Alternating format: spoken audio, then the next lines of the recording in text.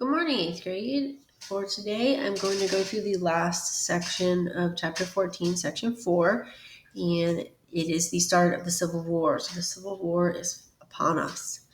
So probably my second favorite thing to teach in 8th grade other than the Revolutionary War. So I'm very excited about this. So let's go ahead and get started and see how the Civil War starts. So what's really going to kick off the Civil War is the election of 1860. So the Republicans are going to choose Abraham Lincoln as their candidate. He was pretty critical of slavery during his debates with Stephen Douglas, and he was pretty popular in the North. The Democratic Party, on the other hand, was very undecided on who they should nominate and what their party wanted to do. So the Democratic Party actually split into two. The Northern Democrats chose Stephen Douglas as their candidates. So Stephen Douglas and Abraham Lincoln are going to have a showdown again. And then the Southern Democrats are going to choose John Breckinridge.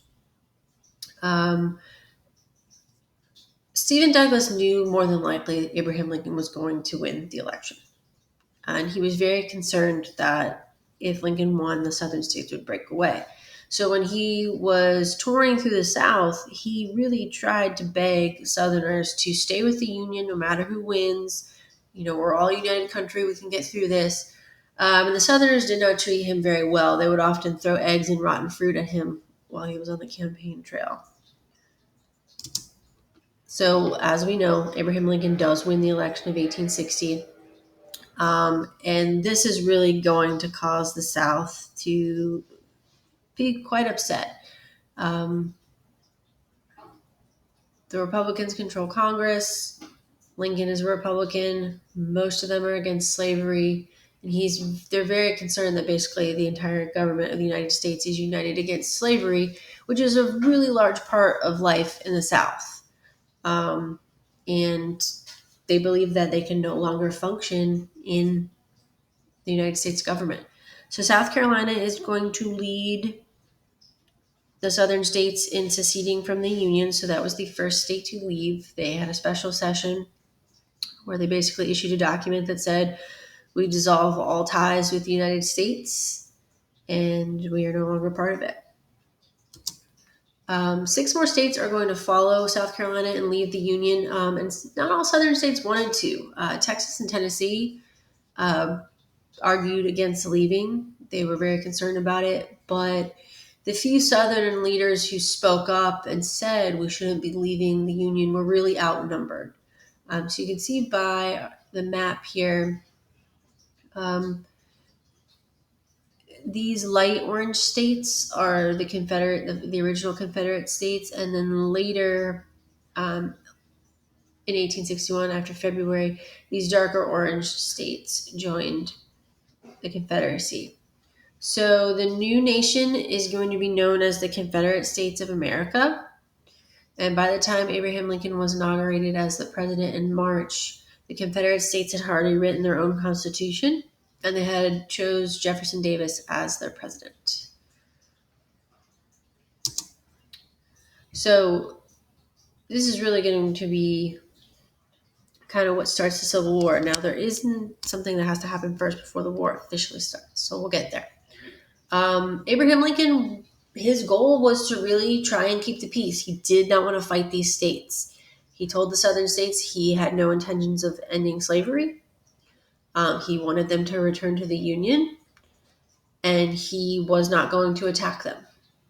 The Confederate states didn't really believe that. They responded by taking over federal property within their states. So this is going to be places like post offices and forts. So remember, if it's federal property, it is owned by the United States of America. So now these Confederate states are attacking and taking over United States property. And Lincoln had to figure out how is he going to respond to this, because that really is an attack on the United States if they're attacking the United States' property and buildings and things like that. The biggest thing that Lincoln is worried about is Fort Sumter.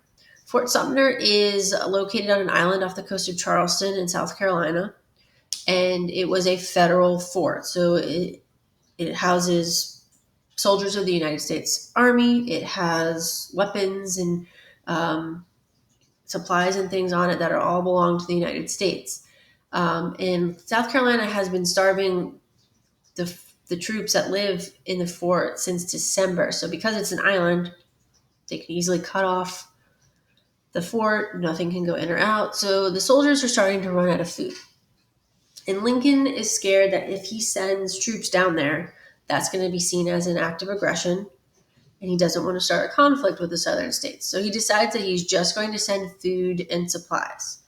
Well, the Confederate military goes ahead and attacks the fort anyway. So on April 12th, 1861, they attack Fort Sumner. This is going to be a thing that actually kicks off the Civil War.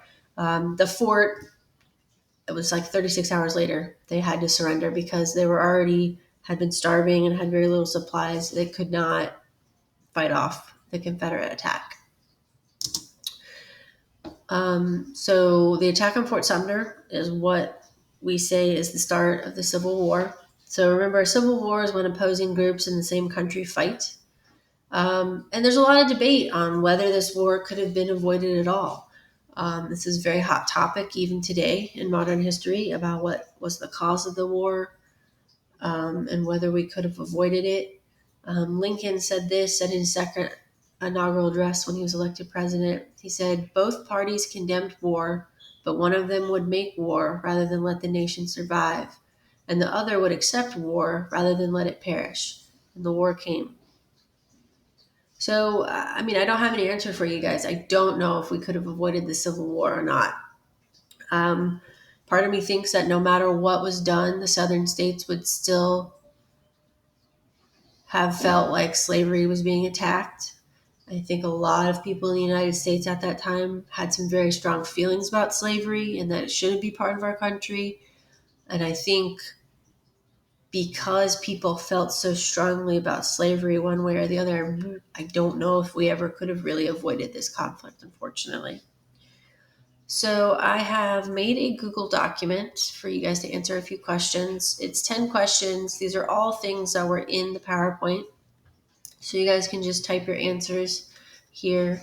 Number 10 is an opinion question. Could the Civil War have been avoided?